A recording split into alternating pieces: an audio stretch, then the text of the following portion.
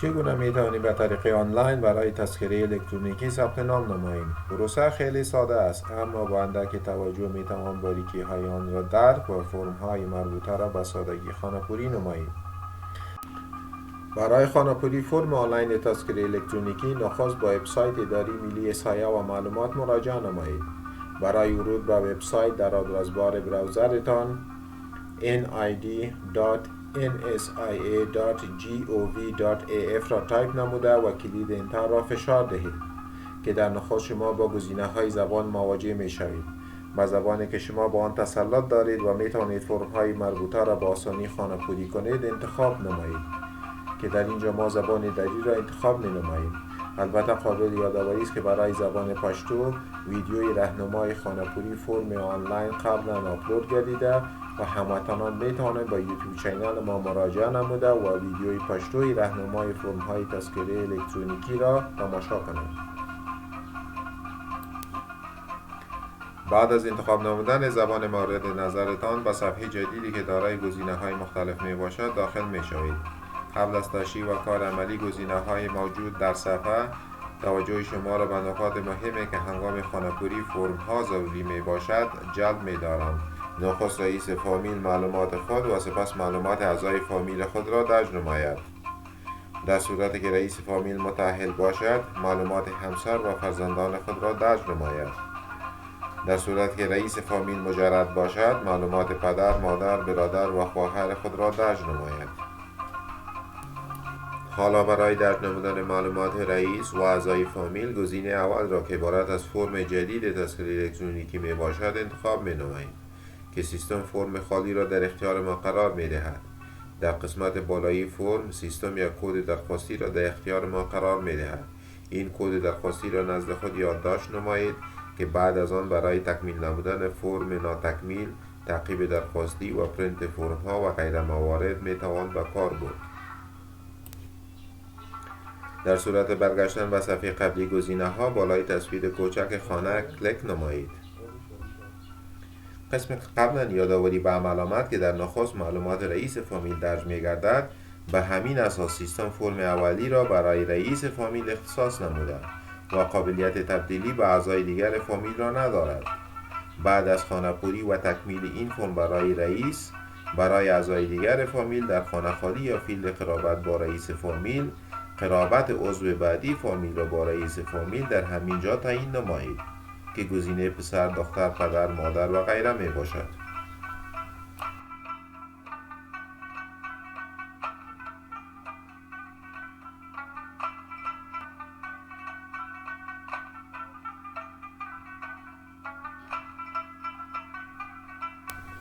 نخست رئیس نام خود را درج یا تایپ نماید و تعقیب آن نام پدر و پدرکلان را. قسمی که می‌بینید نام‌ها همه با ستاره‌ها همراه می‌باشند، یعنی درج معلومات نام‌ها حتمی می‌باشد. در صورت داشتن تخلص آن را درج نمایید، در غیر آن می‌توان جاهای مربوطه را به حال خود گذاشت. و تعقیب آن جنسیت، حالت فعلی، حالت مدنی و تاریخ تولد که همه اینها حتمی می‌باشد تعیین و درج نمایید. در صورتی که شخص دارای تذکره الکترونیکی باشد گزینه بعدی را انتخاب نمایید و شماره تذکره الکترونیکی که درج آن حتمی می باشد تایپ نمایید و در غیر آن گزینه نخیر را انتخاب کنید و به همین ترتیب نام مادر و زبان مادری را مشخص نمایید. بعد نام خود را و در صورت داشتن تخلص آن را به انگلیسی درج نمایید. محل تولد که شامل مملکت، ولایت، ولسوالی، قریه و ناحیه که برای دهات قریه و برای شهرها ناحیه بوده مشخص نمایید. فیلدهای اختیاری خدمت عسکری و سواد را مشخص نمایید. بعد از سکونت اصلی و فعلی خود را مشخص ساخته و شماره های تماس خود را درج خانه های خالی نمایید. آشنایی با زبانهای خارجی و سایر زبانهای کشور و گروه خون که معلومات اختیاری می باشد آن را درج نمایید. در غیر آن کوچی و کوچی نبودنتان را مشخص نمایید. معلومات قومیت، دین و مذهب را تعیین نمایید و متعاقب آن فیلدهای اختیاری یا خانه‌های خالی موجود را خانه‌پوری نمایید.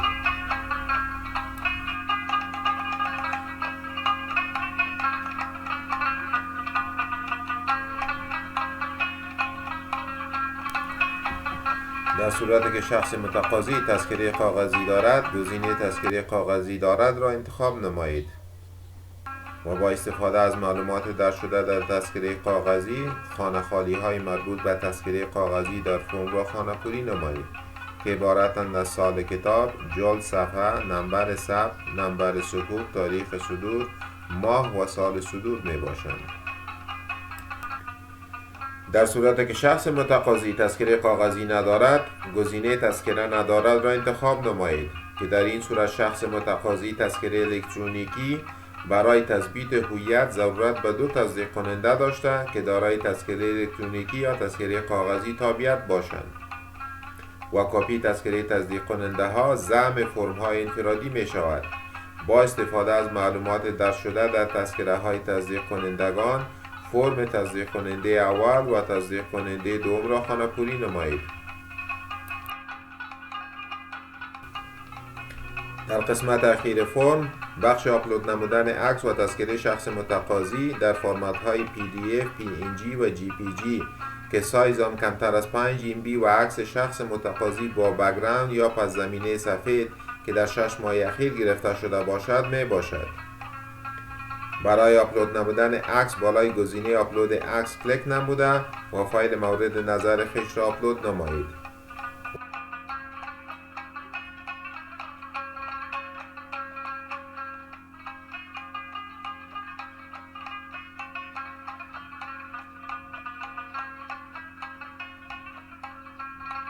و به همین ترتیب برای آپلود نمودن تذکره کاغذی بالای آپلود تذکره کاغذی کلیک نموده و فایل تذکره کاغذی خود را آپلود نمایید.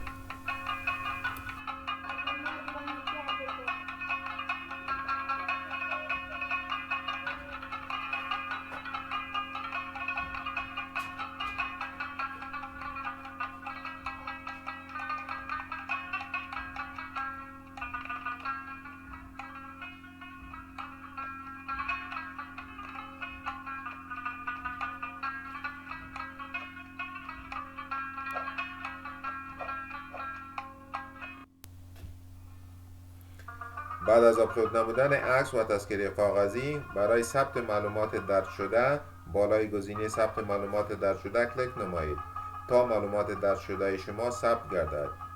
به تعقیب آن برای اضافه نمودن عضو جدید دیگر خانواده گزینه اضافه نمودن عضو خانواده را انتخاب نمایید.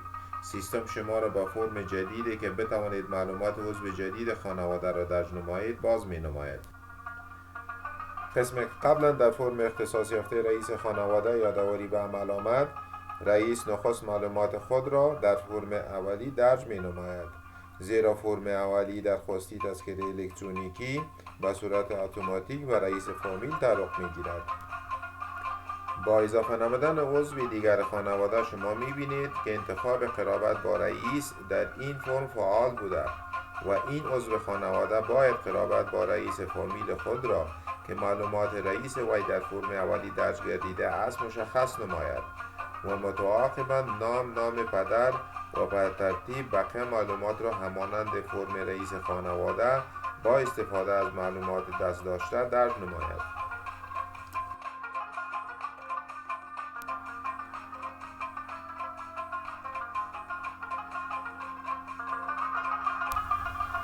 بعد از در نمودن هر عضو خانواده بالای گزینه ثبت معلومات درج شده کلیک نمایید تا معلومات درج شده در سکندری مموری ثبت گردد. برای اعضای باقی مانده فامیل گزینه اضافه نمودن عضو خانواده را برای هر عضو انتخاب نموده و معلومات مربوط به عضو فامیل را درج نمایید.